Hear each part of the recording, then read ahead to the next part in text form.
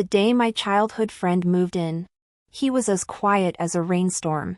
He fixed bookshelves, made breakfast, walked me to school, and the whole school teased us, "Are you two together?" I laughed it off, until one day, I accidentally opened his little notebook. That castle he'd been drawing for years. The figure in the garden wearing my dress from yesterday. Turns out, he'd already tucked me away in his world. Knocks echoed through the house as I lay on the living room floor piecing together a puzzle, last week's unfinished star map. Missing a blue fragment. My fingertips brushed the shard nestled in the carpet's crevice when Mom called from the entryway, "Chi-Chi, come help show you with his things." I shuffled over in my slippers. The door had barely opened a crack when a hand with prominent knuckles pressed against it, "Show you." He'd grown taller since last year, his head nearly touching the top of the doorframe. The light gray hoodie he wore made his shoulders and back seem broader. He carried an old suitcase, its canvas surface worn white, with a pinkish-white red string still wrapped around the handle, a ribbon I'd tied for him when he was little, now faded from countless washes. "Come in. I've had the guest room ready for ages." I reached to take his suitcase, but he gently sidestepped me. "It's heavy. I'll manage." His voice was lower than usual. The corners of his eyes slightly red. He must have just come from the hospital. Last week, his father had suffered a sudden heart attack and been hospitalized. The family home would need to be sold temporarily to cover medical expenses. Mom said he could stay with us until things settled down. I didn't dare ask more. But as he entered, I quietly slid the slippers from the shoe rack toward his feet, the pair he'd left here last year. Deep blue, with traces of dirt from our mountain hike still clinging to the heels. The guest room was next to mine, its window facing the sycamore trees in the backyard. I helped him place his suitcase on the bed. When I unzipped it, an old photo album fell out first. Its cover was covered in stickers we'd stuck on together during our elementary school graduation. My little cat sticker was still there, while his Ultraman sticker was missing a corner. "You still have this?" I picked up the album and flipped through a couple pages, landing on a group photo from our 5th grade spring outing. He stood beside me, holding a half-melted popsicle, his lips smudged with cream.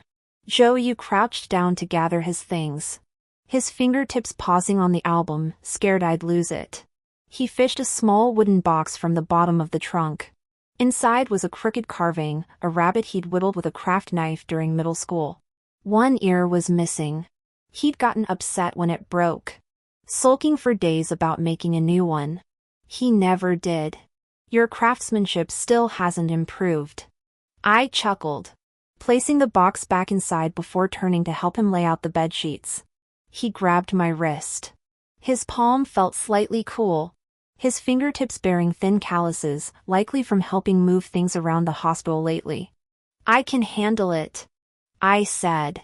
He released my wrist, his gaze shifting to the crooked bookshelf behind me. "Your bookshelf is leaning. Want me to fix it?"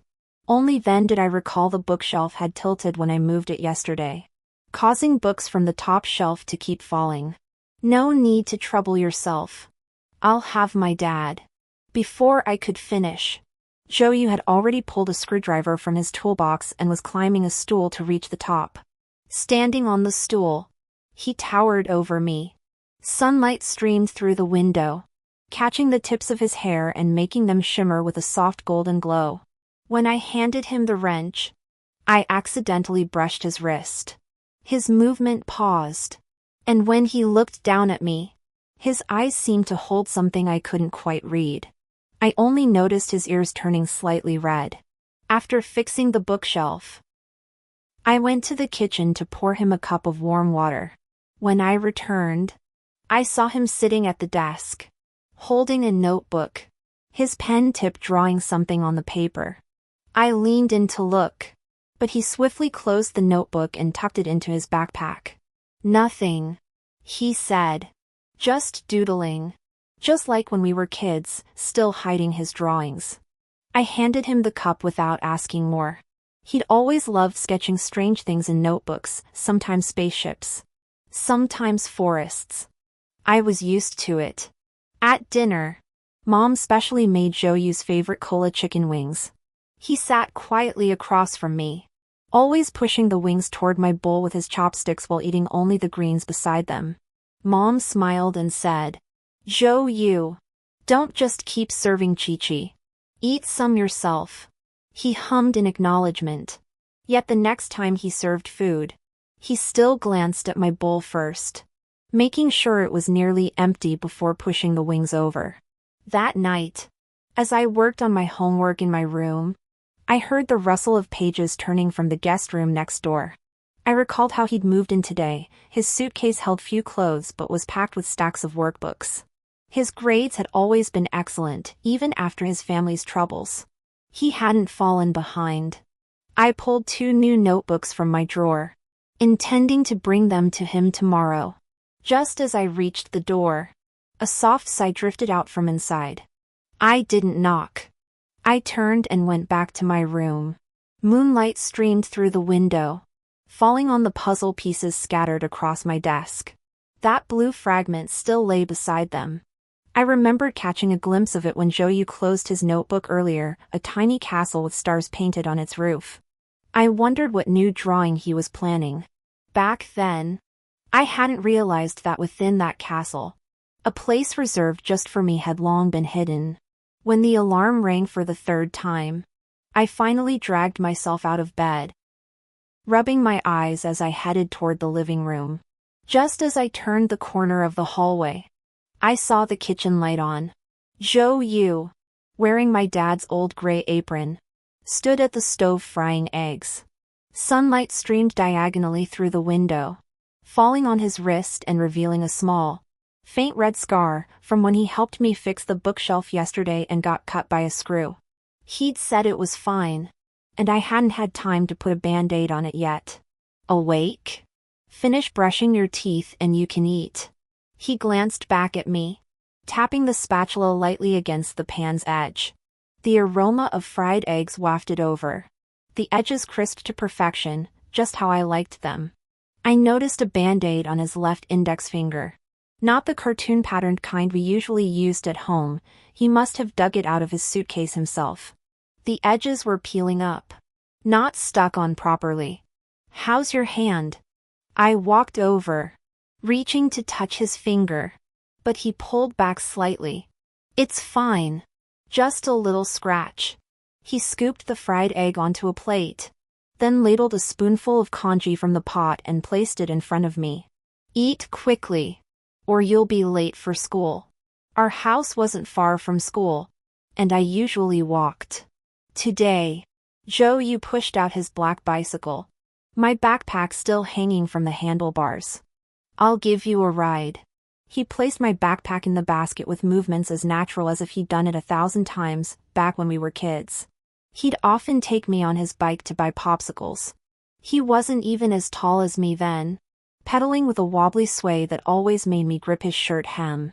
Sitting on the back seat, I reached out and gently grabbed the hem of his shirt.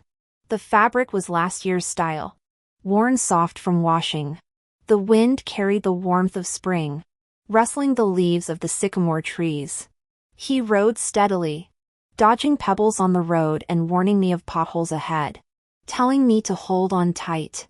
Passing the corner convenience store, he suddenly stopped, dashed inside, bought a carton of milk, and handed it to me upon returning. "You didn't have milk this morning. Here, drink it on the way." At the school gate, we bumped into my desk mate, Xiaoya. Her eyes lit up the moment she saw Zhou. She rushed over, tugged my arm, and whispered, "Chi-Chi, is this the childhood friend you mentioned? He's so handsome." Just as I was about to nod, several girls swarmed around us, chattering away about Zhou's name and class. Some even handed him love letters. Zhou frowned, moved closer to me, shielding me behind him, and addressed the girls, "Thanks, but I don't need them." His voice wasn't loud, but it carried an unmistakable, unwelcoming detachment. The girls paused, then slowly dispersed. Xiaoya whispered in my ear. Wow. He's so good to you. Even shielding you from admirers. I quickly nudged her. Don't say that. We just grew up together. He's always been like this. Entering the classroom, Zhou placed my backpack on my seat before pulling out a notebook from his own. You said you didn't understand the last math problem yesterday. He said, handing it to me. I wrote out the steps. Take a look. I flipped open the notebook. The handwriting was neat as if printed, with key points highlighted in red. Beside one section, a tiny rabbit was drawn, exactly like the wooden carving he'd made years ago. How did you know I like using red pen for highlights? I asked, looking up at him. But he had already turned and walked toward his own seat, leaving only a guest, his ears turning slightly red. At lunchtime in the cafeteria, Zhou had already saved me a spot, with my favorite sweet and sour spare ribs and tomato scrambled eggs placed right in front of me. As soon as I sat down, I saw a boy from the neighboring class approaching, intending to sit beside me. Zhou beat him to it, placing his backpack on the empty chair. This seat's taken. The boy pursed his lips and walked away. How did you know I wanted to sit here? I asked, popping a piece of spare ribs into my mouth. He kept his head down, shoveling food into his mouth. His voice muffled. You always sit here. It's become a habit. During afternoon self-study, I struggled with a physics problem and turned to ask Zhou. Instead, I saw him bent over his notebook, sketching something. Sunlight spilled across his pages, and I caught glimpses of a castle, clearer than yesterday's fleeting view. Beside it, a tiny figure in a skirt seemed to be dancing. Zhou. This problem. Before I could finish, he swiftly closed his notebook and shoved it into his desk drawer. Which one? I'll explain it to you. He was very focused as he talked through the problem, sketching diagrams on scrap paper. Occasionally, his fingers brushed against the back of my hand. The icy touch sent a flutter through my heart. After finishing, he suddenly pulled a strawberry-flavored candy from his pocket and handed it to me. Saw it at the convenience store this morning and bought it. It was my favorite candy as a child, but stores rarely stocked it anymore. I never expected him to remember. On the way home from school, he pushed his bike while I walked beside him. The setting sun stretched our shadows long. He suddenly said, I'll wake you up early tomorrow morning. We'll go buy your favorite soy milk and fried dough sticks. I nodded, glancing at the scar on his wrist. My heart warmed. Though I didn't think much of it, I'd always assumed his kindness toward me was simply because we were childhood friends who grew up together. Little did I know that the castles hidden in his notebook had been built for me long ago. The recess bell rang just as I stuffed my math test into my desk drawer. My desk partner, Xiaoya, leaned over and nudged my arm with her elbow. Hey, Lin Qi, is Zhou staying at your place now? The eraser in my hand clattered to the floor. As I bent to pick it up, I heard the voices of several girls around me lower, clearly waiting for my answer. Last week, Zhou transferred into our class. On registration day, my dad drove both of us there, so I guess quite a few people saw them. Yeah, his family's going through some stuff lately. He's staying in my guest room for now. I picked up the eraser, trying to sound nonchalant. We've known each other since we were kids. Like real siblings. Xiaoya blinked, about to say something more, when a small commotion suddenly erupted near the back door. I looked up to see Zhou walking in with his backpack. The zipper of his school uniform pulled up to his chest, revealing the white t-shirt underneath. Fresh from gym class. Sweat glistened on his temples, and strands of damp hair clung to his skin. As he passed the podium, a girl in the front row discreetly handed him a chilled Coke. Her voice barely above a whisper. Zhou. For you. Zhou paused briefly. Didn't take it. Just nodded slightly and said, thanks. But no thanks. then walked straight to the seat next to mine. Our seats had been deliberately arranged by the homeroom teacher, who said having him sit with me would help him adjust to the new environment. As he stuffed his backpack into the desk drawer, I noticed the girl who'd offered the soda had slightly reddened eyes. Xiaoyao whispered in my ear, "See how many people are watching him? Only you treat him like a brother." I didn't respond, just pushed the lukewarm water I'd prepared earlier toward him. "Don't drink cold right after exercise. This lukewarm water will quench your thirst."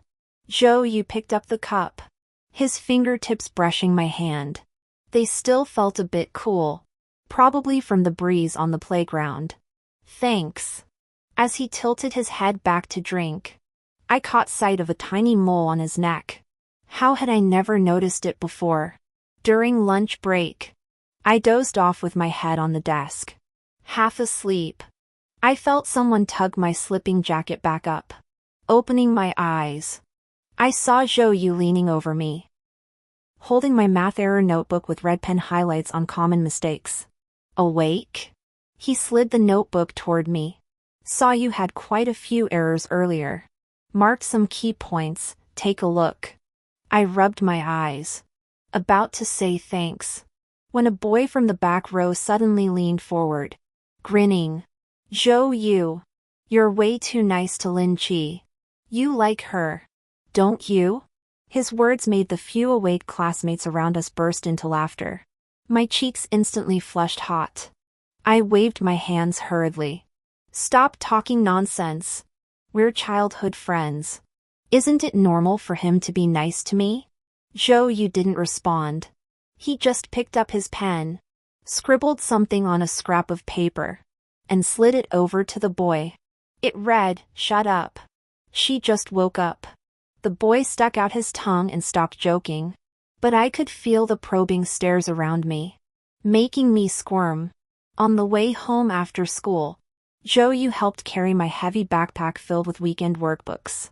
Passing the milk tea shop by the school gate, he paused. "Want the same pearl milk tea as last time?" "It's on me." I nodded, watching him enter the shop.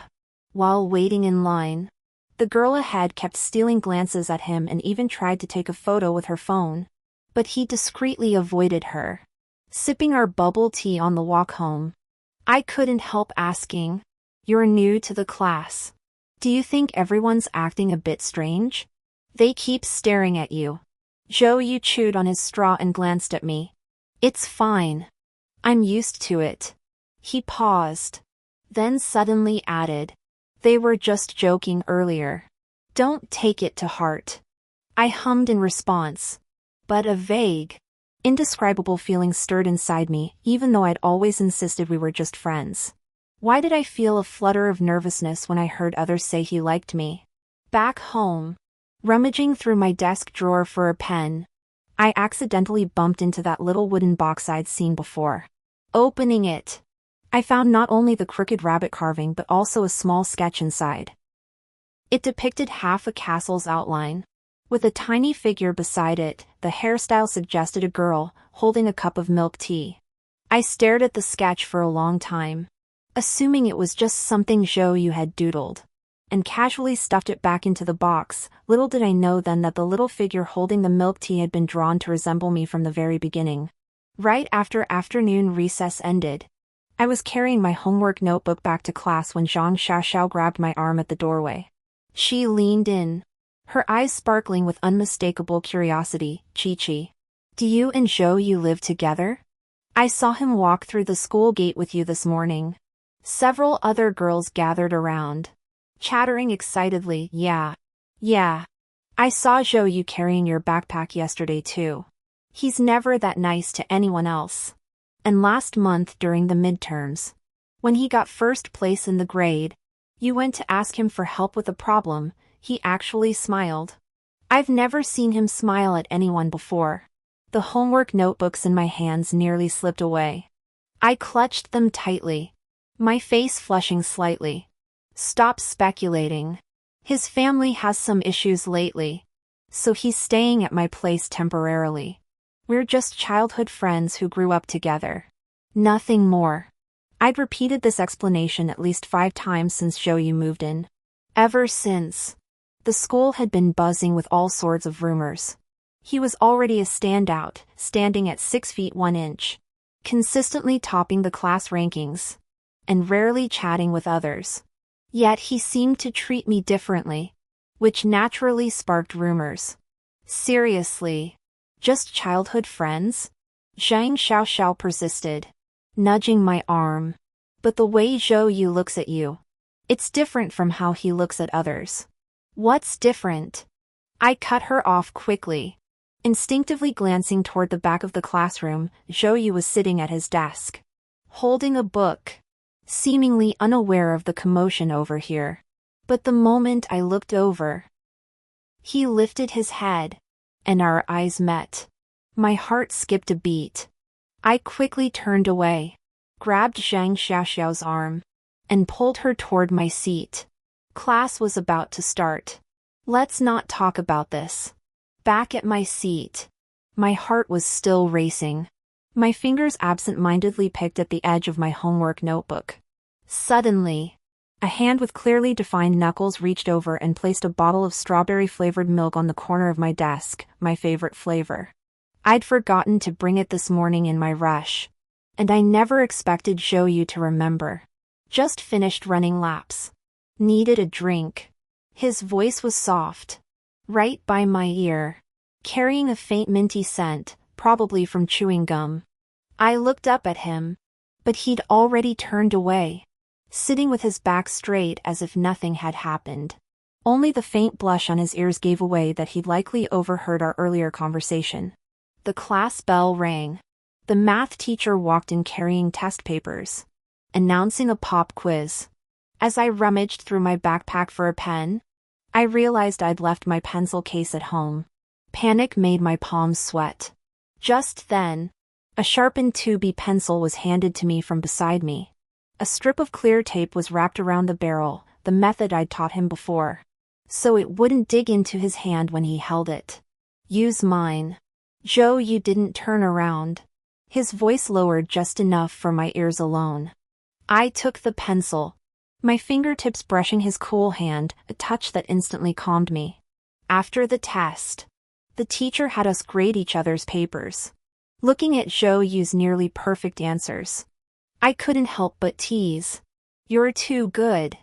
I didn't even understand the last bonus question. He took my paper and bent over to correct it. His eyelashes cast a soft shadow beneath his eyes as the pencil tip drew a small circle beside a wrong answer. I'll explain this one to you tonight. You mentioned last time you weren't comfortable with this type of problem. I paused, then recalled casually complaining about it while doing homework last week. I hadn't expected him to remember. On the way home from school, we ran into Aunt Wang from next door. Seeing us walking together, she smiled and asked, "Chi-Chi, is this your boyfriend? He looks so sharp." I quickly waved my hands, my face flushing again. "Auntie, this is Zhou. We grew up together. He's staying at our place temporarily." Zhou stood silently beside me, only reaching to take my backpack filled with homework. His fingertips accidentally brushed mine before quickly pulling back. That evening, while doing homework together in the study, I caught sight of his notebook tucked at the corner of the desk. Its cover featured a sapling he'd drawn, now grown tall. When he stepped away to get water, I couldn't resist flipping it open. Its pages were filled with intricate sketches, castle windows, blooming flowers, and a tiny figure wearing the blue dress I'd worn yesterday, standing at the castle gate. When he returned, I quickly closed the notebook and pretended to read my textbook. He placed the cup before me, making no mention of the notebook, only saying, "Have some water first. We'll go over the problems later." The light fell on his face. As I watched his earnest profile, a sudden flutter of unease stirred within me, as if something had quietly shifted while I wasn't paying attention. Yet I reminded myself, we were just childhood friends. He only saw me as a little sister. As the dismissal bell rang, a sudden downpour pelted the window. Hail-sized raindrops smashed against the glass, splattering into fine droplets. I rummaged through my backpack but found no umbrella. Mom had warned me about rain this morning, yet I'd completely forgotten. My desk partner, Xiao Man, glanced at me while packing her things. Forgot your umbrella? Want to walk with me? My way is on the way. Just as I was about to nod, a soft knock sounded at the back door. Zhou Yu stood there, his school jacket draped over his arm, holding a large black umbrella dripping water from its rim. His hair was slightly damp, with a few strands clinging to his forehead. Yet it didn't detract from his striking features. Several girls in the back rows had already discreetly pulled out their phones, whispering and pointing in his direction. I'll walk you home. He stepped inside, effortlessly taking my backpack from my hands and slinging the straps over his shoulder with a practiced ease, as if he'd done it 1,000 times before. Xiao Man gave me a knowing wink and whispered, "Wow, Lin Qi, Zhou Yu is so considerate with you. Are you two really just childhood friends?" I quickly shoved her, my cheeks burning. Stop talking nonsense. We grew up together. He's just helping out. Even as I said it, watching Zhou Yu's retreating figure ahead with my bag in hand, my heart skipped a beat.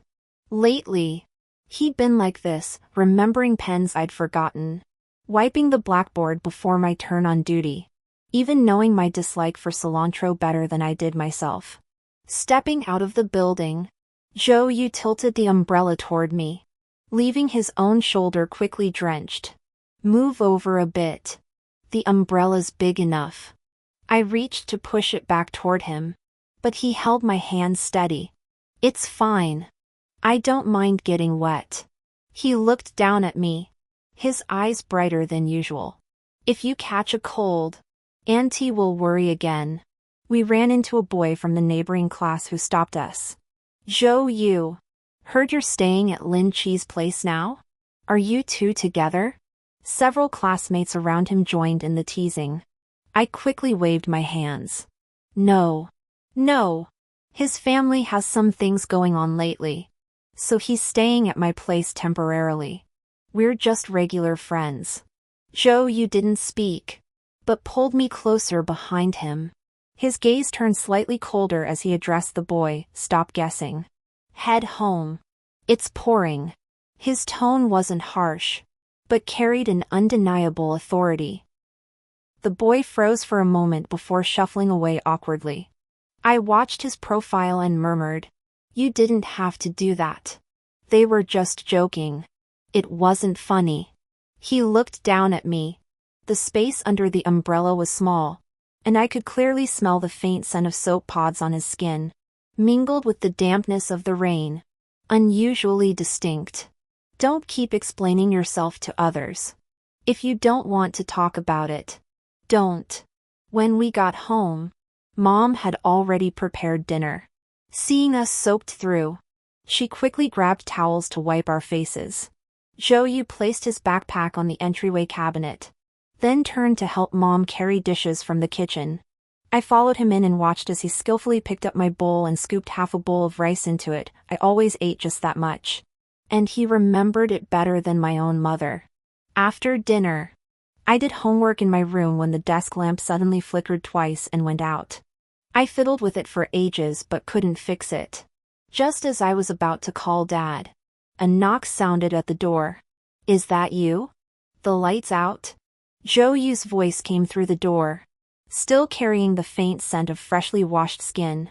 He walked in, toolbox in hand, and crouched beside the lamp to inspect it. The warm yellow light from the floor lamp cast a soft glow on him. I could see his focused profile, his long lashes casting faint shadows beneath his eyes. Sitting at my desk, I watched his slender fingers carefully dismantle the lamp base, his movements as delicate as if handling a precious treasure. Done. He flipped the switch, and the lamp lit up again, its warm glow spilling across the desk. As he packed his toolbox, a sketchbook slipped out, the one he used for drawing, which I'd never had a chance to see before. I instinctively picked it up, about to open it, but he snatched it back swiftly, tucking it into his chest. Don't touch it. Just random doodles. His ears flushed slightly, his eyes darting away from mine.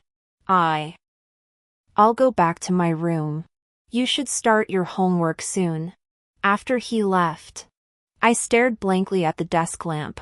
When I'd picked up the notebook, I thought I'd glimpsed a drawing inside, a small castle surrounded by flowers. In one of the castle's windows, there seemed to be a tiny figure. I didn't think much of it, assuming he was just sketching ideas for a new painting. Little did I know that the figure in that castle had been me from the very beginning. The rain outside hadn't stopped yet. The warm glow of the desk lamp fell on my homework. I remembered how Zhou had tilted his umbrella toward me earlier, how he'd served me rice. My heart felt full, warm, yet I couldn't quite name the feeling. Back then, I didn't know that this warmth was far beyond what an ordinary childhood friend could offer. Monday morning's breeze still carried a chill. As I pushed open the apartment building door, I saw Zhou leaning against the sycamore tree below. He wore his blue and white school uniform, zipped up to his chest, holding a white plastic bag. Half a warm meat bun peeked out from the opening from that breakfast shop I frequented, requiring a 2-block detour to reach. Freshly bought, still warm. He stepped forward, handing me the plastic bag while his other hand naturally took my backpack from my shoulder. You mentioned wanting a meat bun yesterday, so I got up extra early to get this. Inside the bag was also a cup of unsweetened soy milk, its walls wrapped in 2 layers of paper towels to prevent burns. I gripped the warm soy milk cup, its heat spreading through my fingertips and warming my heart. I'd only mentioned it casually while doing homework last night, never expecting him to remember. It was just like when we were kids. I'd say I wanted the candied hawthorn from the alley corner, and the next day he'd clench his pocket money, run half a block to buy it for me, yet never treat himself to a single piece. Thanks. I'll treat you to a stuffed pancake tomorrow. I took a bite of my meat bun, juice splattering my lips. Zhou reached out a tissue, his fingertips gently brushing my cheek, cool yet somehow warm. We walked side by side toward school. Fallen leaves swirled in the wind. Zhou stayed on the roadside. Every time a bicycle passed, he instinctively pulled me a little closer to the sidewalk. As we neared the school gate, Li Ming's voice called out from behind us, "Hey, Lin Qi. Zhou, you two walk together every day. You look like a little couple." The meat bun in my mouth nearly shot out. I waved my hands frantically. "Don't be ridiculous. We're childhood friends. Grew up together. Like brother and sister." After saying that, I stole a glance at Zhou. He didn't speak, but his ears were slightly red. He reached out and tucked a strand of hair, blown out of place by the wind, behind my ear. The motion was so natural, as if he'd done it 1,000 times. Li Ming chuckled and ran off, leaving me standing there, my heart racing. Truthfully, ever since Zhou moved in with my family, people at school had been gossiping about us. Each time, I'd rush to explain we were just friends. Yet my heart would flutter inexplicably, especially when Zhou was silent. It always felt like he had something to say but held back. In the classroom, I'd barely stashed my backpack in the drawer when I realized I'd forgotten my physics homework, left on my desk after finishing it last night. I'd completely forgotten to pack it. Our physics teacher was the strictest. Missing homework meant standing for the entire class. Panicking, I paced frantically. Zhou noticed my distress and leaned over, whispering, "What's wrong?" I forgot my homework. My voice carried a hint of hurt, and my eyes were starting to redden. He set down the textbook he was holding, grabbed my wrist, and pulled me toward the office. "Don't worry. I'll talk to the teacher." In the office, the physics teacher was grading papers. Zhou stood before him, his voice steady. "Teacher, Lin Qi left her physics homework at home. She was in such a rush this morning she forgot it. She'll definitely bring it this afternoon. Please don't punish her. The teacher frowned, about to speak, when Zhou added, if you're concerned, you can let her use mine as a reference. I guarantee she'll hand in her own homework this afternoon. The teacher looked from Zhou to me, then finally nodded, all right. Just be more careful next time, don't forget it again. As we left the office, I was still in a daze. Zhou released my wrist and handed me a milk candy. Relax. Have a sweet treat. During break, I went to Zhou's desk to return his physics homework. His work was neatly written, with formulas even highlighted in red pen for easy copying. He was bent over something, his black notebook spread open on the desk. Just as I was about to place the homework beside him, I caught a glimpse of the drawing inside. This time I could see it more clearly than last time, a small castle with golden stars painted on its roof, surrounded by vast gardens blooming with pink flowers. What made my heart race the most was the silhouette of a little girl in the garden, wearing a white dress and 2 pigtails, looking exactly like the dress I wore last week. Before I could finish, Zhou snapped shut the notebook as if burned, shoving it into his drawer. His ears flushed crimson. Nothing, he stammered, avoiding my gaze as his fingers nervously picked at the textbook's edge. Just doodling. Standing beside his desk, my heart pounded like a rabbit trapped inside me. Was that silhouette really me? Why did he draw me standing in the castle garden? A flood of questions surged up. But seeing how tense he was, I didn't dare ask. I just placed my homework on his desk, whispered a quiet thank you, and hurried back to my own seat.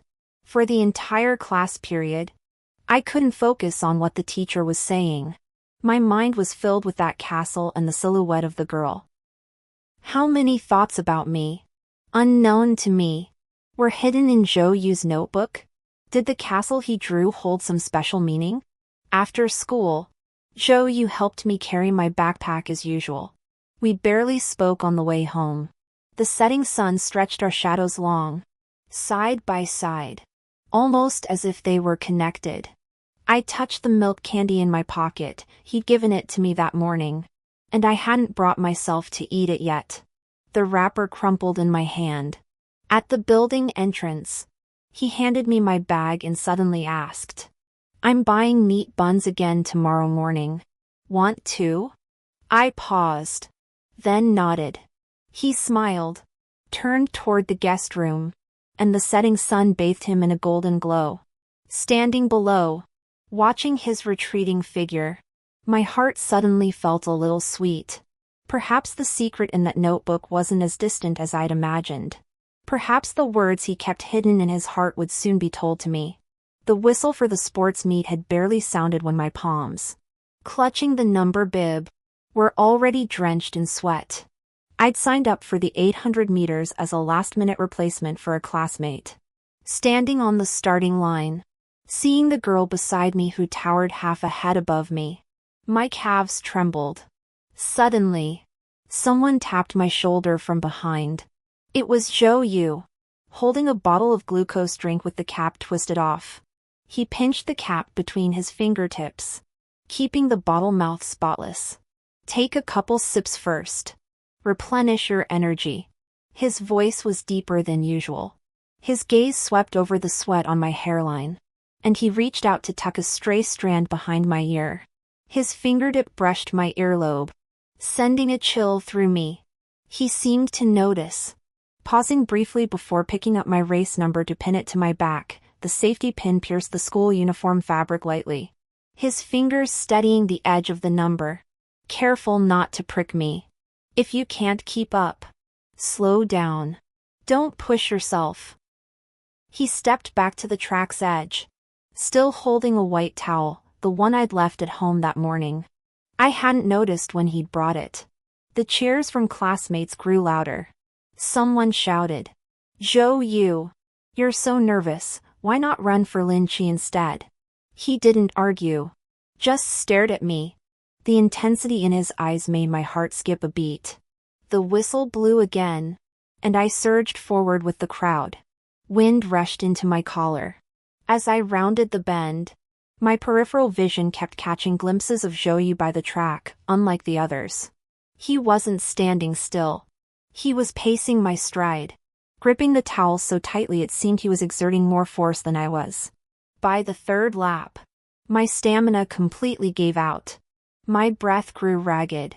My legs felt like lead, and I was about to be overtaken when Zhou's voice suddenly cut through the noise. Lin Qi.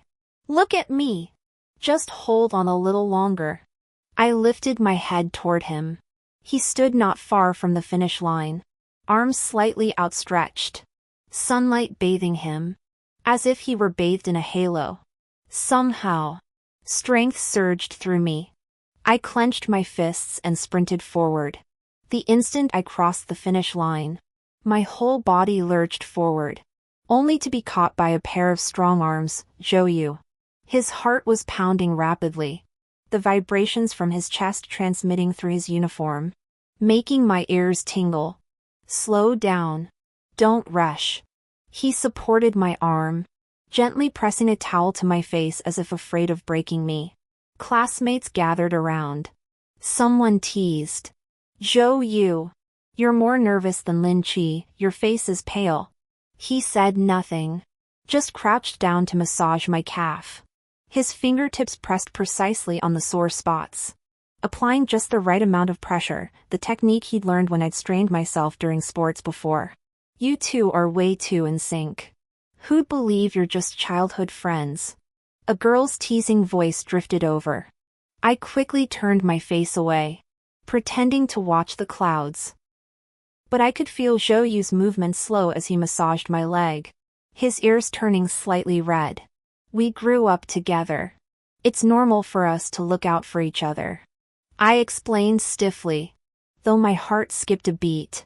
When he caught me earlier, I distinctly felt his arms tighten around me, as if terrified I might fall.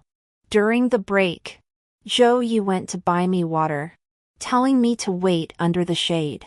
Sitting on the bench, I reached for my phone but spotted a black notebook beneath the seat, Zhou's notebook, which he'd accidentally dropped while kneeling to rub his leg. The cover was still that worn-out one.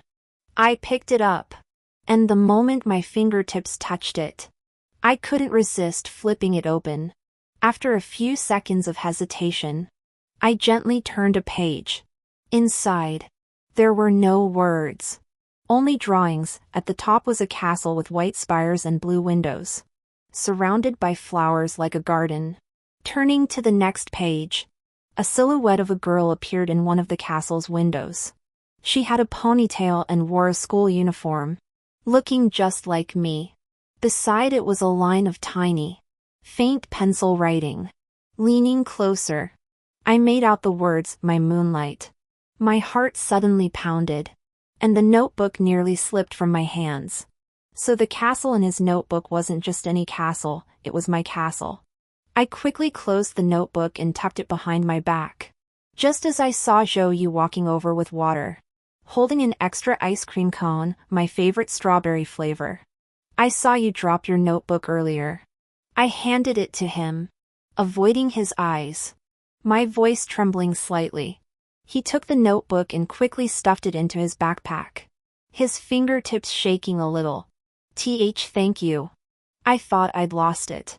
He didn't mention the drawings inside, and I didn't ask. He handed the ice cream to me. The sweet strawberry scent wafted into my nose, but it didn't calm me down. That line from my Moonlight poem kept circling in my mind. I recalled every time he looked at me. Remembered how he knew all my preferences. Remembered his focused expression while repairing the music box. Turns out none of these were just childhood habits. They were the feelings he'd kept hidden in his heart. As the sun dipped below the horizon, we walked home together. He paced beside me, half a step ahead, occasionally glancing back to make sure I was following. The wind lifted the hem of his shirt. Watching his profile, my heart felt like a rabbit pounding wildly in my chest. I didn't know how to handle this sudden feeling, yet part of me yearned for more. yearned for him to tell me more about that castle. About the place I held in his heart. The school bell had barely rung when pea-sized raindrops pelted the window. Dark clouds hung low, and the wind whipped leaves against the glass with a loud rustle.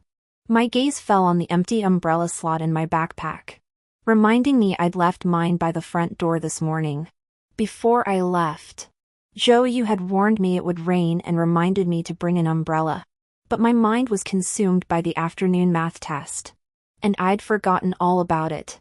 No umbrella? Yu's voice came from behind me.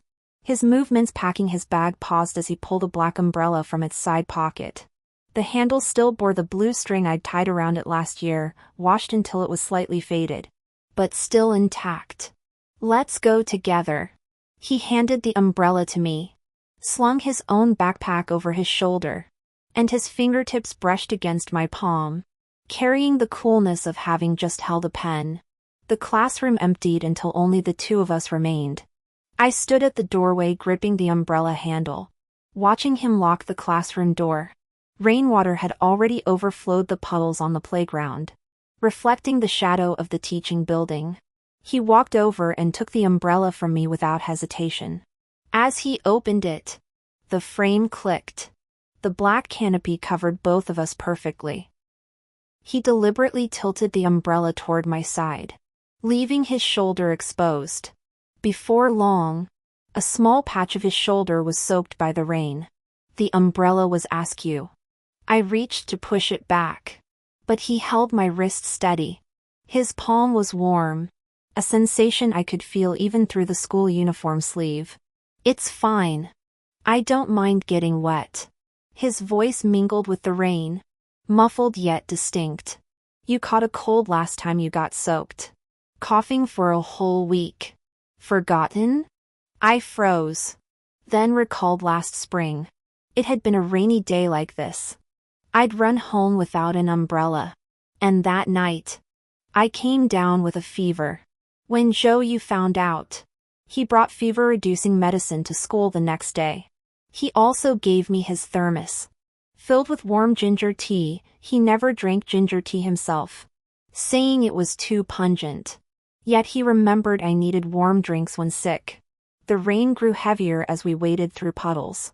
The space under the umbrella was tight, our shoulders occasionally brushing.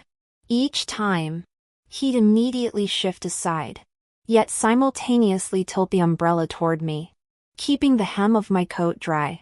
As we reached the old locust tree at the street corner, a sudden clap of thunder startled me. I instinctively flinched to the side, nearly dropping my backpack strap. You halted immediately, pressing the umbrella lower over me. His other hand reached out, gently resting on my arm. His touch was light, yet carried a reassuring strength. Don't be scared. It's just thunder, he murmured softly, his gaze fixed on my pale fingertips. Want me to take your backpack? You're gripping it too tightly. I handed him my bag, and he slung it over his shoulder. With both hands occupied, he still managed to steady the umbrella as best he could.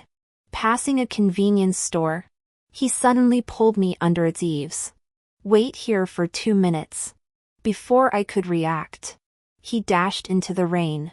Moments later, he returned clutching a bag of warm candied chestnuts. Droplets from the bag dripped onto his school uniform pants, leaving dark, spreading stains. You mentioned wanting these last time. The convenience store just happened to have them today. He handed me the chestnut bag, wiping the rain from his face with his sleeve. His ears were slightly red from the cold. Holding the warm bag of chestnuts, my heart felt full. I'd only mentioned offhand last week that roasted chestnuts were a must in autumn. I never imagined he'd remember and go out of his way to buy them in the rain.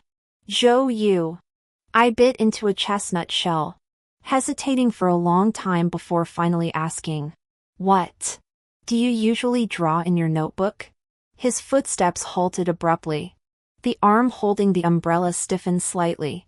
When he turned to look at me, his eyes flashed with a hint of panic, as if caught off guard. The rain continued to fall, droplets sliding down the edge of the umbrella canopy and landing on the tips of his shoes. After a few seconds, he murmured softly, I draw things I like. Is it a castle? I pressed, my fingers tightening around the chestnut bag as my heart raced. And the people inside? His ears flushed crimson instantly, a faint pink spreading to his neck. His grip on the umbrella tightened unconsciously, knuckles turning white. You saw? His voice trembled slightly, his eyes betraying both nervousness and an unmistakable hint of hope. That castle. I drew it for. Before he could finish, another thunderclap erupted. I instinctively moved closer to him. He immediately wrapped his arm around my shoulders, pulling me tighter under the umbrella. His warmth seeped through his school uniform, making my ears tingle. Let's go home first, he murmured against my ear, his breath carrying the damp scent of rain. I'll explain everything when we get home. Okay?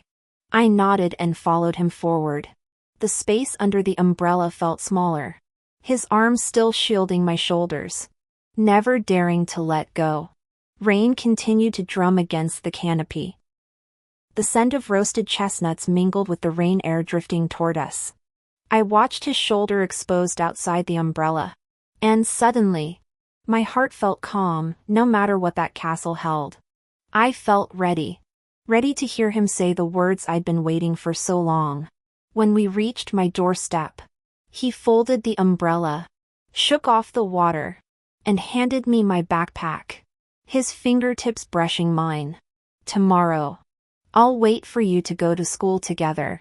His voice was soft, his eyes flickering with unease, as if afraid I might refuse. Okay. I took the backpack and watched him turn and run into the rain, his dark figure quickly disappearing around the corner. Clutching the warm bag of chestnuts, I touched my shoulder where his arm had just rested. His warmth lingered there, and my heart felt like it held a little sun, so cozy and warm. To be cherished by someone felt like this kind of comforting peace. As the morning light spilled over the windowsill, I stood at the door, gripping my backpack strap. I hadn't slept well last night, tossing and turning over Zhou Yu's unfinished words. Even in my dreams, the sweet aroma of candied chestnuts lingered. Hearing familiar footsteps downstairs, I practically lunged to the door. Peering through the peephole, I saw him, wearing a light blue shirt, clutching something black in his hand. It was his notebook, its cover slightly crumpled where his fingertips pressed. Morning. He looked up and saw me, his ears flushing first. He handed me the warm soy milk, still the unsweetened kind I always drink, wrapped in a paper towel to protect the sides. Careful not to burn me. Didn't sleep well last night? He stared at the faint circles under my eyes, reaching out to touch them before pulling back. Instead, he pushed his notebook toward me. Here. Take a look. We walked along the alley lined with sycamore trees. Sunlight filtered through the leaves, falling on the notebook. The black cover shimmered with a faint, delicate light. He walked beside me, half a step behind, as if waiting for me to open it first. When my fingertips touched the cover, I could feel his breath catch. His grip on the soy milk tightened. The first page still showed that castle, rendered in greater detail than my last glimpse, stars painted on the white spires. The silhouette of the girl in the blue window clearer now.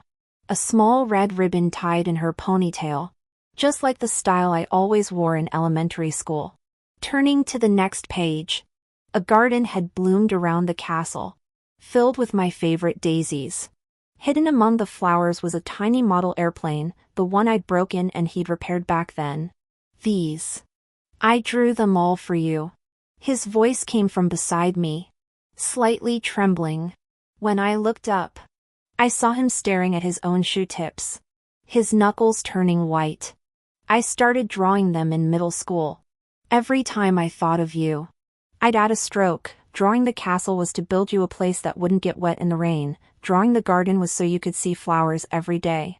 My hand froze mid-turn as my gaze landed on the final drawing. It depicted a rainy night, a boy holding a black umbrella, tilting it toward a girl clutching a bag of candied chestnuts. With an old locust tree at the street corner in the background, exactly how we walked home together yesterday. Below the drawing, words written in fountain pen were clearer than the pencil strokes yet carried the same earnestness. Lin-Chi is my moonlight, illuminating every difficult path I walk. Tears suddenly splashed onto the paper, leaving a faint ink stain. I turned to look at Zhou Yu. He still had his head bowed, shoulders slightly hunched, as if waiting for my response. I reached out and touched the hand clutching his notebook. He snapped his head up, red veins visible in his eyes, and an unmistakable unease. I know. This might be sudden, but I've liked you for a long time. Ever since you helped me retrieve my model airplane back in elementary school. Zhou Yu. I cut him off, clutching the notebook to my chest. My heart pounded as if it would burst through my ribs. That girl in the castle. It was always me, wasn't it? He nodded, his voice hoarse. It was you. Always you. I built myself a garden with only one castle inside. And you were the only one living in that castle. You are the only spring in my whole life. The only moonlight that ever illuminated me. Wind swept maple leaves to our feet. He reached out, hesitated for a long moment, then gently embraced me. His arms were warm, carrying the heat of soy milk and the scent of sunshine. He held me lightly, yet I felt utterly secure, like when he helped me up after I fell as a child. Or like yesterday in the rain when he shielded me under his umbrella. Me too. I buried my face in his shirt, my voice slightly muffled. Ever since you fixed my music box. Ever since you braved the rain to buy me chestnuts. I knew you were the one I loved. His body stiffened for a moment. Then he held me tighter, his chin resting on my hair. His voice trembled uncontrollably. Really? Lin-Chi. You're not lying to me? I'm not lying. I wrapped my arms around him, my fingertips clutching his shirt, feeling the vibrations from his chest. From now on, your garden, your castle, I'll be there with you. Okay? He didn't speak, only nodded firmly, his chin brushing against my hair in a ticklish way. Morning light filtered through the sycamore leaves, falling on our clasped hands. On the notebook nestled in my arms, that castle I'd been drawing for years had finally found its owner. The secret I'd kept hidden in my heart had finally become a promise between two people. I looked up at him. The unease in his eyes had dissolved into a smile, as if it held all the sunshine of spring within it. So this was the meaning of a childhood friend, not just a playmate from youth, but someone who, step by step, became the brightest light in each other's lives. Just as he said, I was the moonlight that illuminated him, and he was the spring I most wanted to hold on to for the rest of my life.